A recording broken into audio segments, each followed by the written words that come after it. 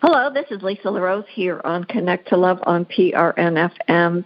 And last week we were speaking about joy, and really it's such a powerful topic because there's so much that leads us into things. And one of the quotes that I had come across that I posted was that there are souls in this world who have a gift of finding joy everywhere and leaving it behind them wherever they go. And it's just the perfect kickoff for the show because I am just like a little kid at school that I'm so excited for the first day of school because we have joining us today Eric Alexandrakis, who I believe you just bring so much joy to the world, and you really have a gift, as do you, Michael J. Russ, who is my co-host on the show. I'm just so grateful. Thank and you. We've been speaking about, where there is love, there is joy. And I just wanted to give a quick bio on you, Eric, just in case there are any of our audience members that may have missed out on the last show that we did with you on sowing the seeds of the extraordinary.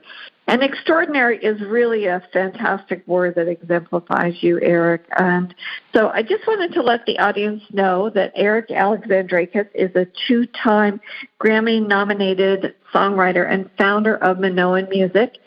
You were honored at this last Grammys for your tribute to Michael Nesmith of the Monkees.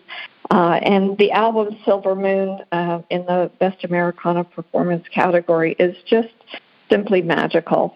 You've done so many different things, but bringing joy to the world and through not only your music, but your graphics and your attitude is really, truly a gift. And we were speaking a little bit right before the show about how we as human beings, the world is constantly changing around us, and we either grow and adapt or things don't really seem to work in our world, I think is what it is. And I think for any of us, when we're born, we have this mission, and it brings forth a passion in us. And I think for me and for Michael, it's about that connection to love. And for you, Eric, there's so many things that bring forth your passions and bring things to life. So I'd like to welcome you, and we'll just kick off the conversation and see what delightful and illuminating explorations we have awaiting us. Yeah, thanks so much. Nice to see you guys, talk to you guys. Yeah, good, man. Glad to have you back. Yeah, nice to be back. It is just a delight. It is just a delight, absolutely. So, Eric, I think for each one of us, we have sort of an intuitive mission in life. I think for you as a musician, and you also, Michael, you're very in tuned musically and are able to improvise. You bring forth rhythms and harmonies, and that's sort of what we do in life, but we're not maybe expressing it in music. But sometimes we can have things that are a little bit out of kilter or disharmonious, and, it just kind of makes us kind of go, wait a minute, that note doesn't fit, or this doesn't feel right in my life. What is it? What is it that I'm noticing? And I've been sort of feeling, and I know that Eric and Michael, you sort of have echoed the same, that there's some, I don't know if it's just a shift in consciousness, that there's some people that seem to be falling away, that are just sort of disappearing out of my life. People that you think, you really care about them, and then when you don't hear from them, you think, well, I've got XYZ challenges. I'm always seem to be there for them, but they disappear. And then it gets you wondering, you think, well, did I do something, or is there something that's not perhaps, I don't know, in the radar or the scope of things? I think we question our own self-worth. Maybe that's what it is. And I'd love to hear your thoughts on it and what you two are bubbling on. My brother from another mother, Evan Sperodin, has said something to me a few years ago, which I actually told my son.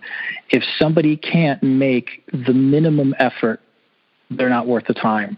It could be a positive thing, and it could be kind of a negative thing to consider, but as time progresses, I seem to realize who's really worth the effort, who really reciprocates, and then you see people you've known a long, long time, and then they start to be like really kind of condescending towards you and rude and insulting, like on group texts, like a high school group text. You're just like, what's this guy's problem? And then, I start to wonder, what's the deal? And then certain jealousies come out and certain things. So I don't know. I'm kind of, I'm at a point where I eject pretty much anybody who doesn't offer some sort of positive impact. I just don't care about any more negativity. I want to get away from all negativity. I mean, there are people I haven't spoken to in like 20, 30 years because of some issue we had back when we were younger, and then they appear again, and yet I'm kind of like, yeah, I'm over it. I'm fine with being connected with them.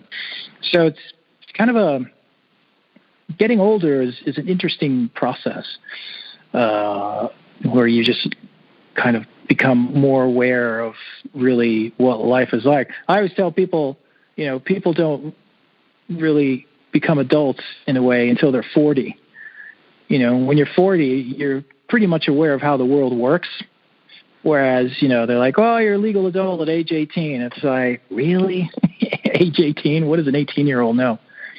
But I'm not really sure what I'm saying, but I guess bottom line is aging is a good thing because it puts things into perspective. And now I just try to look for the positive as much as possible, just eject every little single bit of negativity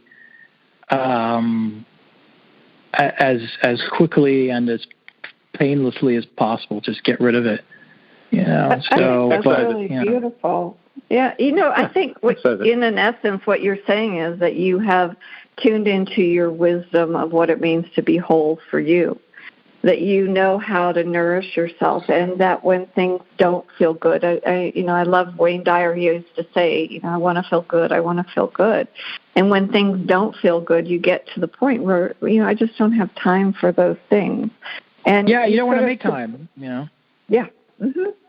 And being in an industry where it's just all, most of it's just a predator industry, and artists are artists because, for certain chemical reasons and, certain personality reasons or whatnot, and most of us are insane and just different levels of it. I think you're delightful.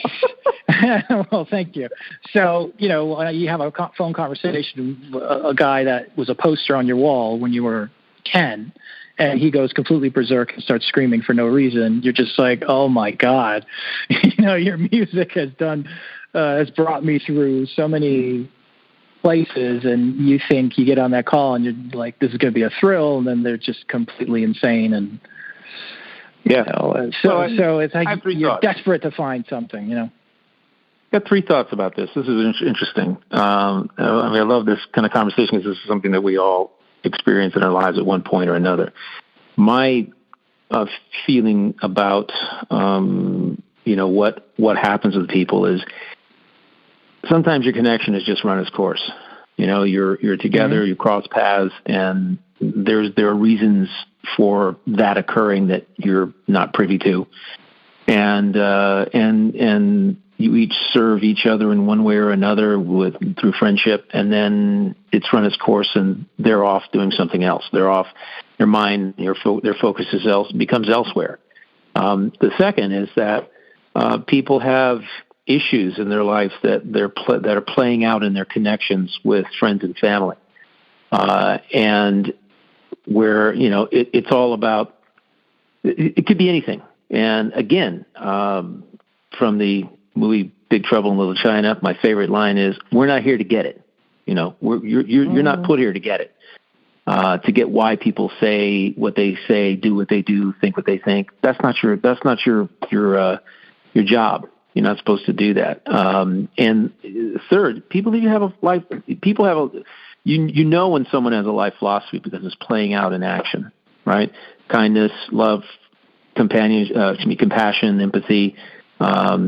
peacefulness, friendship. If they are embodying those attributes, then they are. Then you will connect, and if you do as well, you'll connect with them. The interesting thing is that I know when I've got people, and I always tell people this.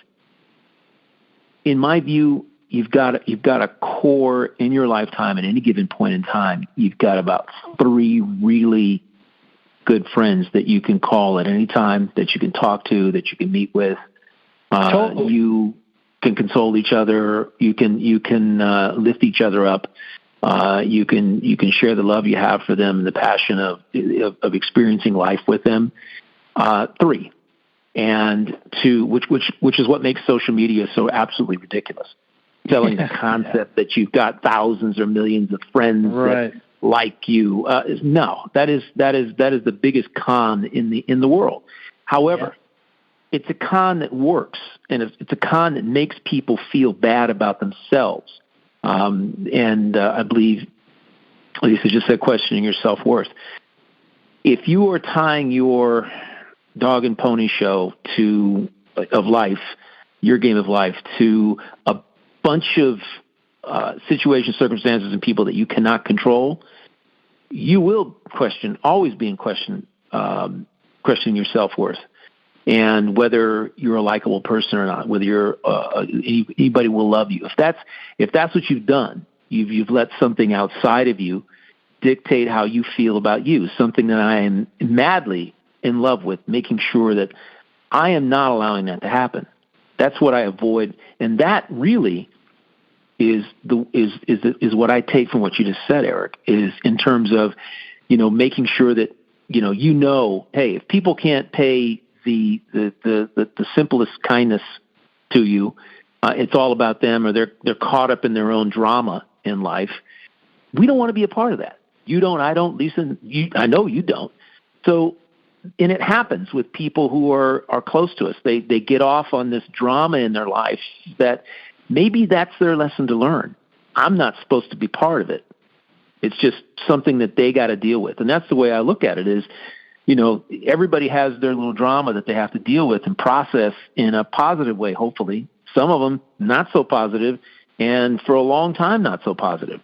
And so I know I'm just like you, Eric, and Lisa probably the same thing. Don't want to be around people who are suffering from their own little drama, who are in their own little world, having that drama, not understanding how to get out of it. If they come to you and they want some assistance or help or somebody to listen to and say, hey, I don't want to be like this anymore. Any suggestions? Then I'd be happy to kind of like listen and lay a few things out that they can maybe pick and choose from and then take and run with themselves. But I'm not here to fix what you have.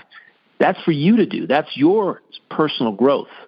And if you can do that, you're going to be a much, much better soul going forward than you were in the past. Because we all have our trials and tribulations, and we have to just kind of embrace them and see them from different angles and not get so caught up in the how and the why and the wherefores and the nitty-gritty nuts and bolts of whatever's going on, because that's a big fat illusion. It's really about connection. It's about connecting with someone when you have something going on in your life that maybe you can tap into their wisdom, their experiential wisdom, to help you move through yours. And if you do that, then you're going to be, and you take it and run with it and apply it to your own life in your own way, you're going to be a much better soul. You're going to be a happier soul, a more loving person going forward. And that's just my take on what you were talking about there. And I concur with you 110%. Yeah, and everybody has their lives, and their stuff that's going on. What amazes me is like hostility from people, I've known since I was a little kid as a reaction to success. You know what I mean? Mm-hmm. So like, okay, I guess you're jealous.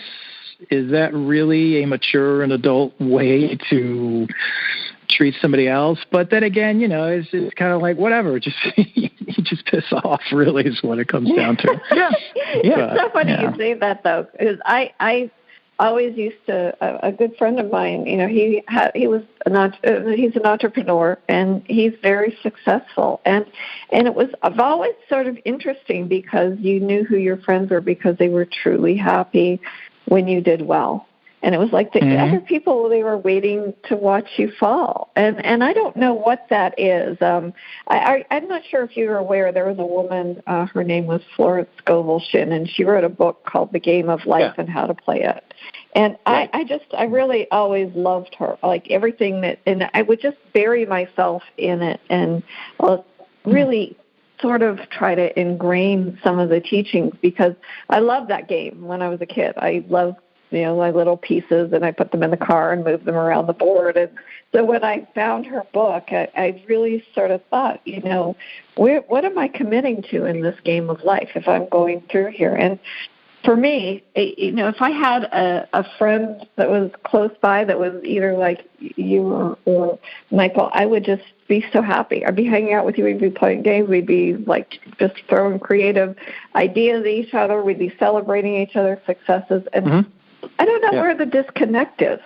I really don't. I mean, between one and another person? Pardon me? Disconnect between you and that other person, maybe when they move forward or you move forward. They don't want to celebrate your success, like you're getting closer to winning, whatever this game is, right? Right. It just seems like such a primitive thing to do to somebody else, especially somebody you're close to, to just not be positive and supportive like that. Again, everybody's got their lives and their trauma and all that, but it still surprises me and fascinates me when people are just such crazy. Here's the thing, though. Yeah. Here's the thing, though, Eric. This is why I love. I'm a big golfer. It's why I love golf because it will reveal in a second what you're talking about. What we're discussing right now. It's like your true colors come out when you face adversity, and if you're out in the daylight and the sunshine for 4 hours with somebody who claims to be one thing and behave one way, and then when they face adversity, you really see what kind of person they are, right? If you're playing better than them, it will come out. It will reveal it. If they have any issues with that, it will come out, right? If they're impatient, that will come out. If they're a person who gets angry and doesn't know how to deal with adversity, that will come out. It just reveals itself over a 4-hour period. And at that particular point, you don't want to even invite them to play again. And I play with a lot of individuals for the first time. I just walk on a course, meet somebody who's going to play with me. And I don't consider it luck. I consider it a law of attraction that the people I do play with are such awesome individuals. Even if they don't play well, they're kind, they're compassionate, they're empathetic, they love themselves, and they understand that, hey, it's it takes a little bit of time, and I give them encouragement and positive feedback, and they love it, and they actually say, there's a reason why I'm playing with you today. And I go, great, then I've done my job. And that's really what I would like somebody to say about me in life. But the interesting thing is hostility as a reaction to success. Only other thing I can say is that if you're successful and someone you were with hasn't really reached that point yet, and they're aggravated at you for or reacting or acting out because you have kind of progressed farther than they did, then they weren't really. They didn't really embody what you thought they embodied. They weren't like you. They weren't kind. They weren't compassionate in the first place. Because here's the tell is that they're now revealing that to you based on that.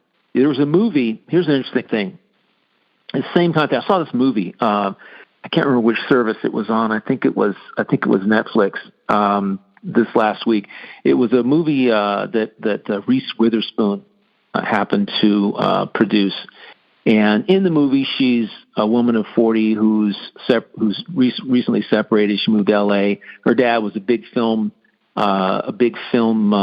producer and director and writer, and iconic, sort of like Coppola. Okay, in terms of and he died, left her the house in L.A. And he was never there for her. He had, woman after woman after woman. He divorced her mother he was one of the absolute, let's say not but however, he was one of the, everybody who hears his name in the film industry goes, oh my gosh, he's like a god to me, right? And she's going, yeah, he was my dad, and he was a jerk, right? And so, but the movie what's interesting about it is that she's 40 and separates from her husband and goes there with her daughter, and she's not there more than a week when somehow she's thrust together with these three young guns who didn't have a pot to pee in. That's what my mother would put it. No money, no nothing, and they come there, and they're in their 20s, right? One of them wants to get romantically involved with her, and the other two, but they wrote this movie and produced this movie that evidently won an award, a film award, at the Tribeca Film Festival, right, in New York City. So they went to L.A. to make their grade. But it goes through, long story short, it's a story of the three of them, and they're like the three musketeers, and how they they're encouraged by her mother to move into the guest house. So they move into the guest house of her estate now, and how wonderful they are with her child, her daughter. They're just like playful. They're like it's like having three babysitters that are so loving, so compassionate, these kids, and they're out trying to make a way for themselves. And at one point, the writer of the three, one's a writer, one's an actor, one is sort of like a director kind of thing. So the writer gets other work, right? And the actor gets other work, but the director hasn't got anything going on yet. So there's this dynamic that happens, sort of this explosion that occurs because they were keeping it a secret from the guy who didn't have the work, right? The director guy of the three of them. Mm-hmm. And so it was this really interesting, cool dynamic that had to play its way out by the end of the movie. I mean, at one point it just came to a head, and it's exactly what we're talking about. Three people who are like brothers, grew up together, did this thing together, had success as a trio, and now they go to L.A., and L.A. wants to separate them because one's good and the other one's good at this, and that's the first thing that this agent wanted to do. Oh, I got some other writing work for you if you want to make some money. And he's going, well, yeah, but we're here to produce this movie that we have, this idea. And it's crazy, but once the explosion happens, the interesting thing is, not to spoil it, but they all kind of come back together. They realize that each of them that how much the love they have for each other is greater than anything else. And they even turn down, they stay together to make the movie together. They knew it was going to take time because movies aren't made in 6 months. Sometimes it takes 5 and 10 years to make a movie, but it was beautiful. And then the way that they kind of came together with the family. So it's a great lesson in terms of what we're talking about with regard to one person being successful and a little jealousy, and because there was this whole dynamic of, hey, you're a traitor to the group because you went off and got work that wasn't what we're doing. He says, no, I can do this too, but we got to make money, we got to survive. And that was the way that they ended up looking at it is, hey, we all living together, we're going to get this movie done, but we all have to do our thing to support the whole, so to speak. And it was beautiful. From that standpoint. And I love seeing movies like that have that kind of dynamic, that transformative dynamic. And I'm sure Reese Witherspoon, who executive produced the movie and probably had something to do with writing it, wanted to make that point, and she made it really, really well. And a lot of young people need to see this kind of movie because it gives them an idea of how they can approach this kind of thing. Because the biggest problem with people is, it's a sad story, but they don't know how to deal with something like somebody else's success because it's never happened before. It's brand new. And when you're so close, it's almost like the best friend dynamic, and then one gets a girlfriend or one gets a boyfriend, whatever. And then they're not so close anymore. Now they want to spend time with the person they've just fallen in love with. And, that whole dynamic can be very destructive if the person who doesn't have someone that they're seeing sees it as a threat to their friendship, so to speak, right? And nobody else. It's a very awkward thing, very awkward. Yeah. And I've had a situation where people are afraid to actually talk to me because of certain, like, people I've known for like decades. It's very strange. And I like what you said about the true colors. People's true colors kind of come out in adversity, and you just look at it and you're like, wow, this is you. And I didn't know after all this time. Yeah. And fear too. Fear can make people do, they're afraid, they want the relationship, but they're afraid to lose the relationship. So being afraid to lose the relationship can cause them to wig out and do really weird things and not really come out and say, because nobody knows how to say that. I'm concerned about us, about the connection that we have together. I mean, that's not the way people talk. They just go off and act out, and then all of a sudden, get angry. That's because that's what people know how to do. And then they end up, contaminating something that they just needed to talk about. Right. Nobody. There's a wonderful person. I was actually just revisiting some of his work today, and his name's Michael Tellinger. I don't know if either one are you familiar with his work, but he is really talking about one small town and the idea of Ubuntu, which is an African expression Ubuntu, of ancient wisdom, right, which means that there's unity within the community where everyone contributes their natural skills or talents for the greater benefit of all.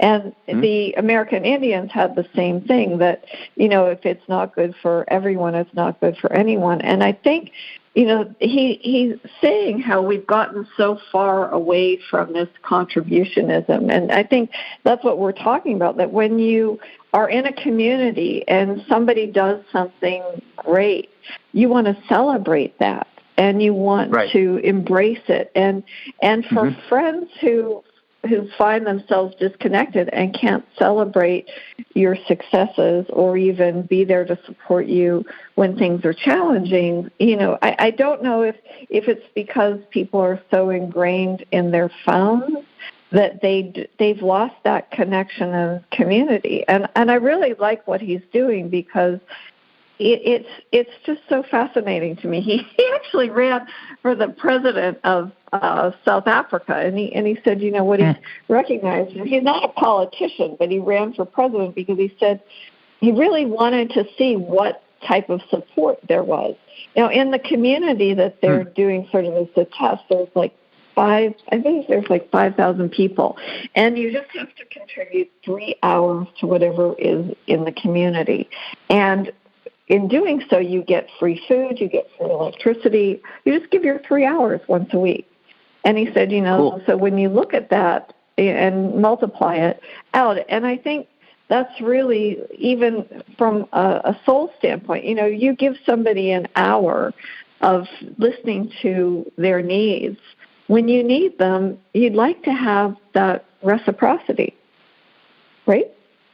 You like to have, know that somebody can be there for you.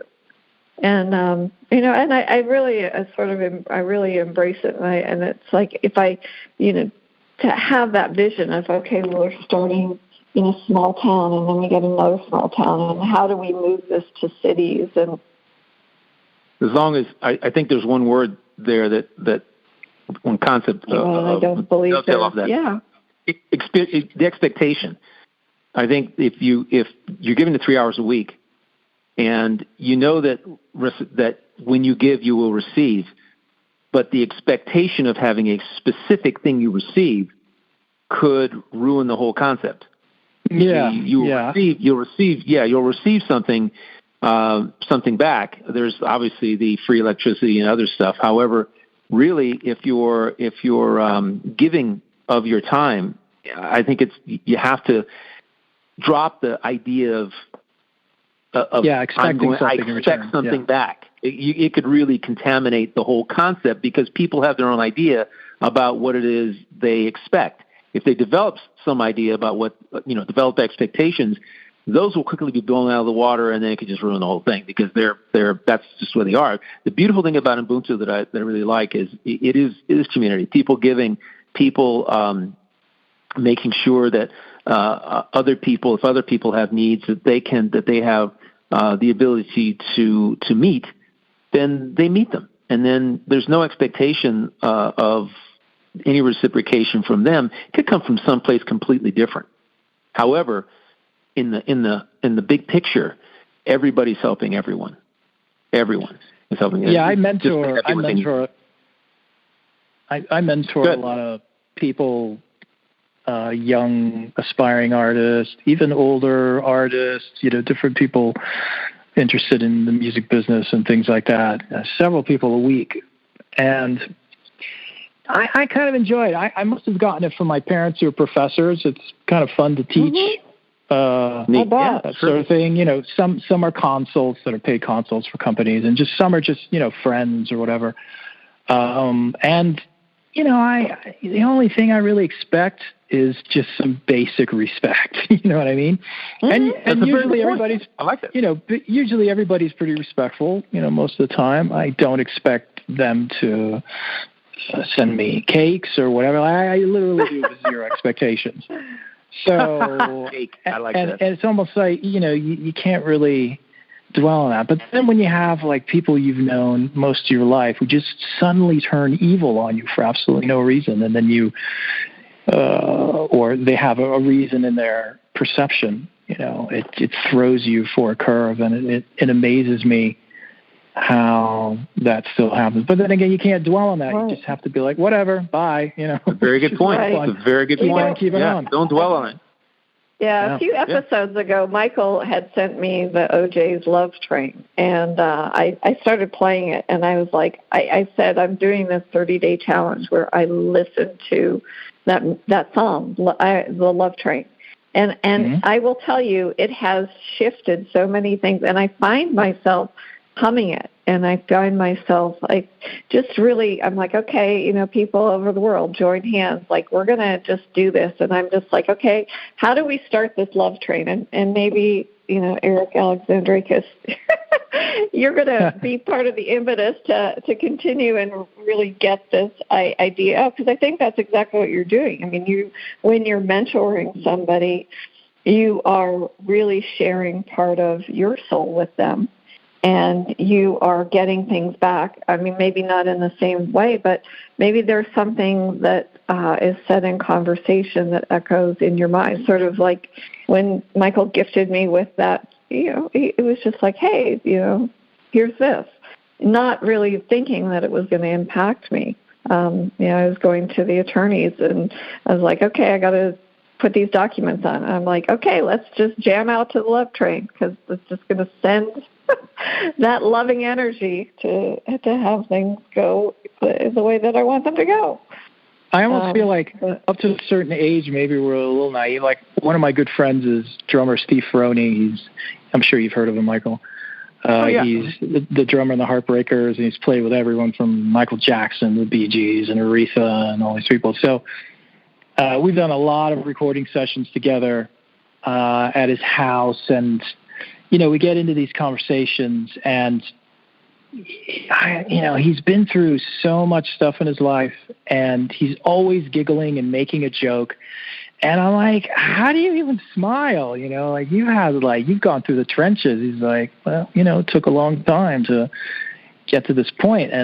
And he's been kind of a template for me with that attitude ever since he and I first started working together, hanging out and all that. And I feel like up to a certain point in life, I was maybe perhaps a bit naive, a bit too idealistic. I mean, I'll always be idealistic, but having someone like that who's had this extraordinary life be at a point, I don't think he's quite 70. Maybe he's like 71.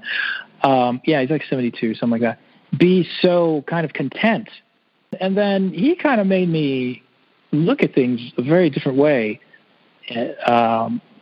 Just a very much more comprehensive, positive way. Because it was difficult coming up to look at things positively, because you're getting rejected, the door slammed in your face, or someone's always trying to bring you down. So now, even if I get a bad review, which I've been lucky, I've only had a handful in my life, I'm just kind of like, well, okay, it's not for them. Whereas earlier, I'd be like, what's wrong with these people? Why are they writing this about me in a national magazine, you know? Mm-hmm. So it seems like with experience, life becomes more positive, you know?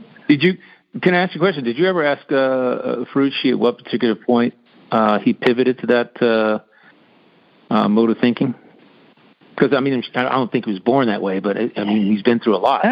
Was there I may have.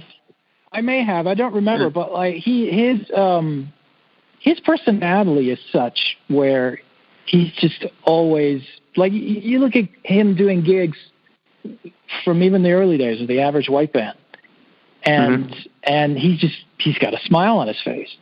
So he's like this naturally positive person who, you know, he's had his share of, you know, divorce and all that stuff.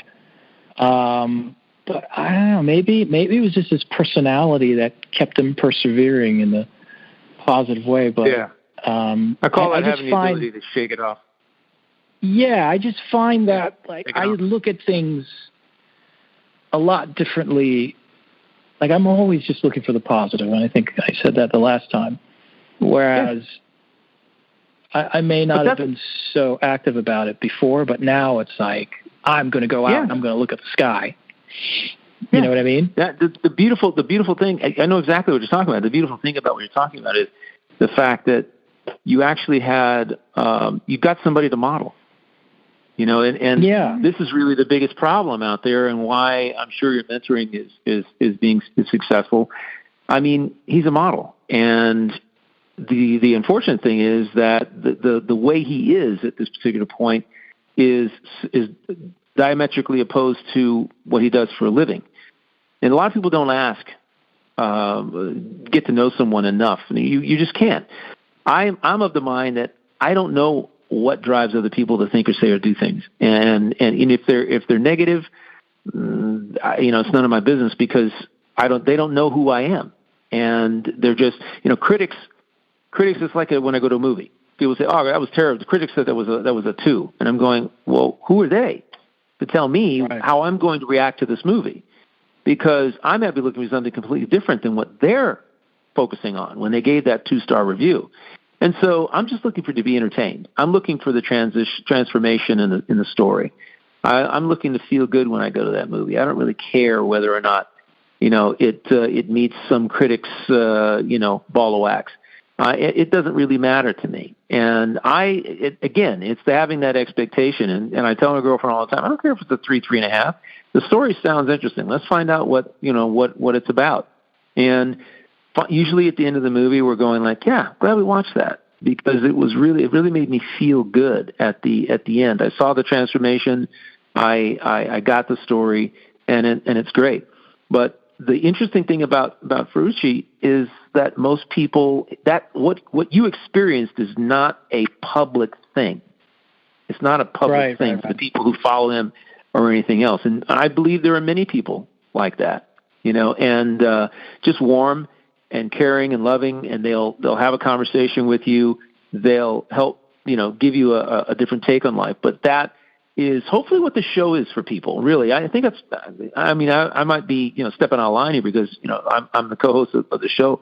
But in my view, this is what I hope this show does, is really help people see that what they're experiencing in their life is just an illusion based on what their own take of it is, right? So you can shift and change and shift your focus or change what you're thinking about by something you hear. We want to be an example for people. That's what I love about this show, is that people can get that from you. They can hear that about Steve Ferrucci and go, hey, that's kind of cool. It gets it out there. They don't have to have a conversation with him, but they can see that there are other people out there who can be sort of a guiding light for them to kind of shift what their thinking is. And if we can just do that through a show like this, I think that is stellar. If we can have one person pivot their thinking away from, you know, why is this person treating me the way they do? Well, who knows? I don't know. But there's other people out there who don't. Yeah, and Eric, I was going to say, you put it out there with the name of your website. It's a beautiful day today. I mean, that.com. I mean, that is a choice. You are making a statement. You are choosing that. You are choosing joy. You are choosing to resonate from that point where when you wake up in the morning, it's a beautiful day. And it is. And plus, thank you. Thanks. Plus, it's easy to forget how everybody has their own point of reference and their own experiences, and that shapes, DNA, of course, shapes attitude along with environment and things like that. And sometimes you just kind of forget, well, maybe that person's having a crappy day, a crappy life, and you can't relate to it. So sometimes you kind of have to remind you. There's this one musician I know. He's just, everything sucks to him. This sucks. That sucks. Everything sucks. He's a really great player, really great, and he's related to a famous guy. And he just puts everything down. And then you hear he's been struggling, but that he's been like that his entire life and all that. And it's like, well, maybe that's why you're struggling, because you're a jerk. But, true. It's, people can, listen, does anybody want to work with actors who develop this reputation based on experience by their own, what they've demonstrated on set, to be problematic? Nobody wants to work with somebody who's going to be problematic. So the answer to your question, he would get, if he shifted his whole attitude and thinking, that's what would resonate versus this negativity. Nobody wants that or anybody around that person to develop, to be exposed to that. That's really, you got to get that. You are what you focus on, and you put out what you focus on, what you're feeling, what you're thinking. Absolutely. I don't think that life can suck when you're loving. And I don't think life can suck when you're in a creative mood. And I don't think that life can suck when you're spontaneous or playful or any of those things. I mean, it's like we've talked about it before, a pivot point. So if you're in that place, one of the teachers that both Michael and I have tuned into, her name is Carol Collins, and she goes by the name of America's Median is her website now, but she talks about literally physically, like if you are stuck, like walking, and if I was in the place of it sucks, like walking into that and then turning and pivoting 180 degrees and walk away from it physically, do that action, and then walk into joy or walk into beauty or walk into whatever it is that's the opposite of that. And it really does work. I mean, sounds like a funny, simple exercise, but it's like, no, I'm turning my back on that. I'm not even putting that in my awareness. And I know that I don't even think that word exists for Michael, does it? And I wouldn't think that it really, I mean, you're subjected to it, Eric, but I don't think that word exists in your world at all. I don't know. I was working on a tune the other day, and because my mother is a PhD in philosophy and my father's a PhD in physics. So these types of discussions, I'm always interested in reading about and talking about and all that. So it's a lot of fun. And I think it was Nietzsche I was reading, and he said something about focus on the flower, not the thorns. And I was like, oh, that would be a good lyric. So I stole that and put it in tune. But I told my son, like he was bummed out about something. He's like, oh, this is, and I'm like, focus on the flower, not the thorns. So it's, so good. I love that. It really is that easy to literally focus on the flower, not the thorns. To literally put it in your head and, just not be such a hater all the time. So, you can make that. I think it's easier. Yeah, I think it's easier to be a hater than to be a lover or a liker, or so people take that route because it makes them feel better. Yeah, it takes work to love life because there's so much stuff coming at you. It takes work to love your life, love yourself, love what's going on, and I mean you got to get to the point. Again, the word contrast comes into play here with regard to what we're saying as well. Because if you've never experienced the drama of other people, then you're going to have a completely different opinion of it and reaction to it when it happens for the first time to you. If you, and this is what Steve Ferrucci said, he's had contrast. He's had lots of contrast in his life. So he has, that contrast helped him get to a point where he is today, I'm sure. I mean, it helped me get to where I am today. I can't tell you that I was this happy-go-lucky and understanding and trusting of, the next moment will be awesome as this moment 40 years ago. This is something that you learn through experience over time. You're exposed to different things. You're exposed to what people say, quote unquote, tragic circumstances, and they're only tragic if I see them as tragic. And I'll tell people that. Stop using those words. Tragic, terrible, hard, difficult, impossible. This is crazy. Those words help shape your experience of whatever it is that you've been exposed to. And and in many cases for a lot of people, they are invisible hurdles for them to again overcome. Because now if you told yourself this is crazy or impossible or tragic, how are you supposed to get over that? You've just now imprinted that hurdle in your psyche, and you have to now, okay, well, I said it was tragic, so now I got to play that out, right? Instead of saying it's not tragic, it's just a thing that happened. It's an unfortunate thing that happened, and that's it. It just happened. The tragedy, it evokes all this other nonsense that we see in movies and television and hear on radio, on blues records, and sad songs, and we've got to go through this whole dog and pony show of sadness or anger or hatred or negativity or something, which you really don't have to go through. But this is what our culture does. And if I might say so, yeah, I want to be in your house with your parents, man. I want to get that conversation. Physics and philosophy. Oh my God! That's the first line. Yeah, that's the first line of my bio. What do you get when you merge a PhD in philosophy and physics and me? So yeah, you. Even though I have two brothers. Creative. So. You get the best of both worlds because you've been exposed to the best of both worlds. I think that's awesome. I think it's absolutely amazing. And I think your music, Eric, really is a pivot point. I mean, I don't know anybody who can listen to your music and not find joy in it. And I just, it's like, truly, it's like even on your latest post on Facebook when you posted your song Mediterranean Sun, Summer of the Road, you listen to that song and you're like, wow, yeah, I'm ready, I'm here, it's here. I mentioned I want to go Steve's play. Playing drums on that actually. Just what's really? That? Steve's playing drums on that. John Taylor from Duran Duran is playing bass on that. It's just three of us there, so like he's the one who discovered me back in the day. So it's I don't collaborate very often, but when I do, it's pretty amazing. The people who I play with. Beautiful. It's absolutely beautiful. Man. Thank you. It's absolutely beautiful. Yeah, I love it.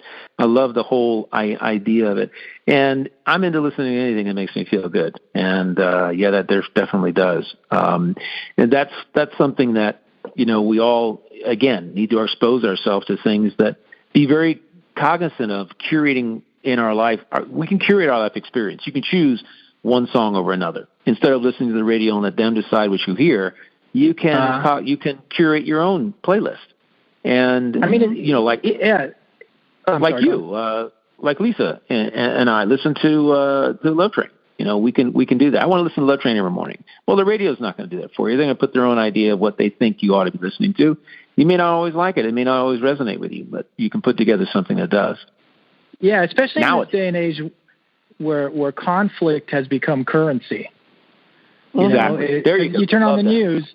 You turn on the news and everything's, this person was murdered, that person exploded, that person spontaneously combusted, and it's like, God, there's nothing positive on here. It's just become currency, So because it's all about clicks, likes, and advertising. Yeah. Making money. Yeah. Negative sales. So that's the beauty of it. Here on PRN FM, I love the conversations that we have. How much time we got left, Lisa? We still have about another hour. Minutes. Yep. Yeah, I know. Another 5 minutes. It goes by so quick. It's always awesome. When you join us. I know. Absolutely. I always love it. I love the conversations that we have with you, Eric, because they really, these are the things that people probably think about but don't talk about as much, or maybe they don't have the people to talk about them with, because maybe there's a level of maturity that's not there to be able to leave your own personality out of it, and just kind of talk about, instead of, being divisive or, hey, I think this and you should think that. These are the conversations that we have, and it is really very much a shame. And it's true that conflict and negativity are currency. This is what happens in social media. It's what happens on the news.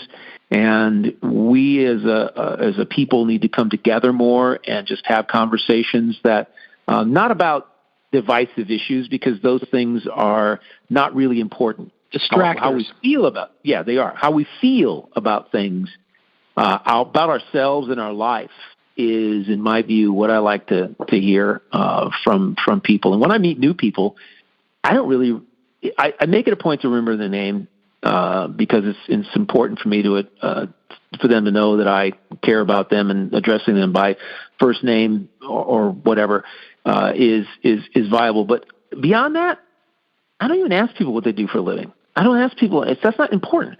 It's like, hey, how do you feel about being here? How do you feel? How did you feel? I took a trip. Really, how did you feel about that trip? What did you really love about it? And not the facts, but the feeling aspect of it. We need to ask ourselves more questions of feeling to our friends and our family, instead of jumping into the latest competition thing the latest thing that doesn't matter tomorrow. Okay. Feelings will matter tomorrow, but this whole idea of what some fact that came out, or some news story that put forth this fact, and now we're going to jump on one side or the other side of this fact that has no relevance in our lives whatsoever. We need to be more relevant. Feelings are relevant. What we think about things are relevant, and our community, how we respond to our community is relevant. Because that's what's going to sustain us. The rest of it is just going to be a lot of noise that gets repeated tomorrow and regurgitated in a different way. Yeah, absolutely. Yeah. It's funny what you said before about, we talked about haters and stuff, and how, Star Trek Picard, for example, this last season was an absolute masterpiece from the first scene to the ending. Yeah. And then you social, brings out the worst of people. And then you have people just like, oh, it sucked. It was this. And I look at it, I'm like, it could not have been any more perfect, and odd that you bring that up, because I'm on the third season right now. My brother you haven't that. Yeah. You haven't watched the third season yet. I'm in the third or fourth episode of the third and final season. Oh my gosh. I'm waiting for my brother to show up the first time. Yeah, well, if you know Star Trek well, as I do, the third season, I like seasons 1 and 2, but the third season is so unbelievably well crafted. Taryn Batalas did just an unbelievable job. It's a motion picture. It's just fantastic. Of course, your brother's really cool and diabolical in it as well at one point. But it has a good ending with him in the last episode. I think that was unexpected, and it was him sending me the clip of the last episode with he and Nine that got us to go watch, and it was completely different than what I thought it was going to be. I thought he was going to be, okay, Admiral, he goes back in another starship, and they're off to another adventure. The same thing that's been happening for, the last 50 years with Star Trek. No, totally different. And what I loved about it, again, yes, the writing was transformational. It was a transformation of him as a person, and in this whole episode of it. And I heard that's the reason why he decided to do it. That there was a transformation there was going to be a transformation within him. That's why he wanted to do this particular these 3 seasons. Why he signed on to do them. By the way, he almost hugged me, thinking I was my brother in the UK back in '95. Back in '95, all the way up. Yeah, we're up in. Well, I almost did. I mean, I was like, he comes over and he says, Tim, and I'm like, And he looks at me and goes, "You're not Tim." I said, "No, I kind of look like him, but he's over there. He's standing over there." And he goes, "Oh, well, welcome. How you doing?" He goes over to my brother, And it was just hilarious. He's not a really big guy, but he's a very gracious guy. He's probably in person one of the most gracious people that you could ever meet. And I love that about actors. Yeah, he's brilliant, but he's a wonderful person. And there's none of this whole star thing and I'm this or I'm that, which is really wonderful. So I found a lot of, my thing about Star Trek is when I went to the conventions and all these other things around the world, I, with my brother and others, I discovered. Was that frightening? No, it's not frightening. I was seeing it from as an outsider.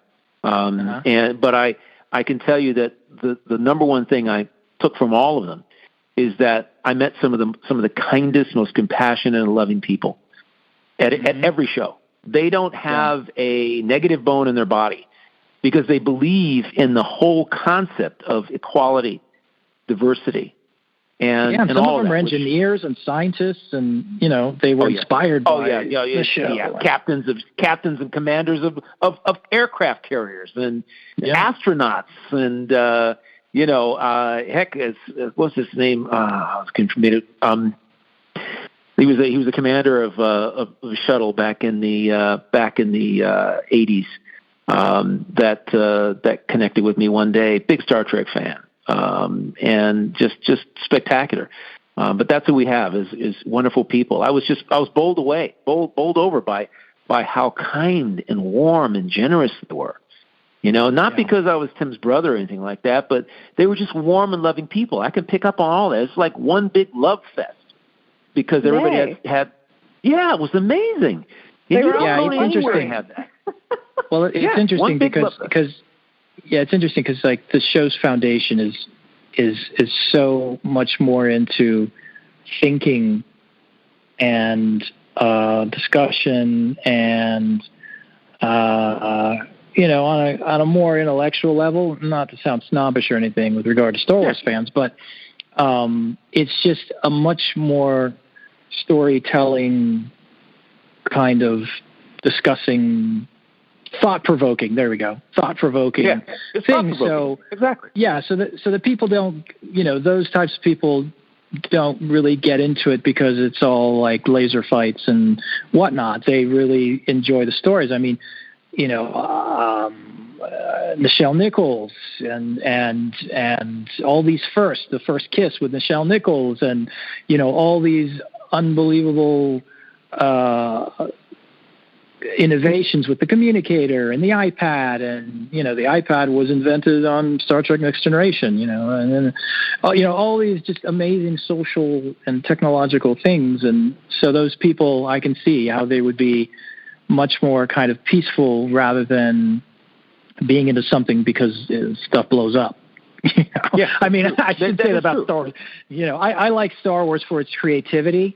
Overall, it's pretty much the same. Plot, get the bad guys. The bad guys are coming. Get the bad guys. Yeah. Although I love cowboys and Indians. Cowboys and Indians. Drawn out and I love put it in a different setting. Yeah. Andor was really interesting.